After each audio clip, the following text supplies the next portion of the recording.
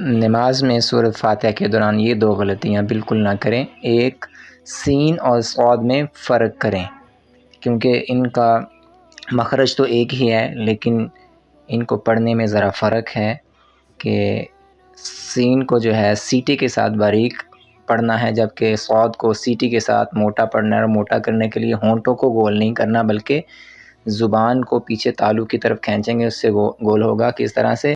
سین صاد، مخرج دونوں کا ایک ہی ہے لیکن صاد کو موٹا کرنا ہے سیٹی کے ساتھ، سین کو باریک کرنا ہے سیٹی کے ساتھ۔ جبکہ دوسری غلطی جو ہے وہ تا اور طا میں فرق نہ کرنا، ان دونوں کا مخرج بھی ایک جیسا ہے، تا کو باریک پڑھنا ہے جبکہ طا کو موٹا پڑھنا ہے۔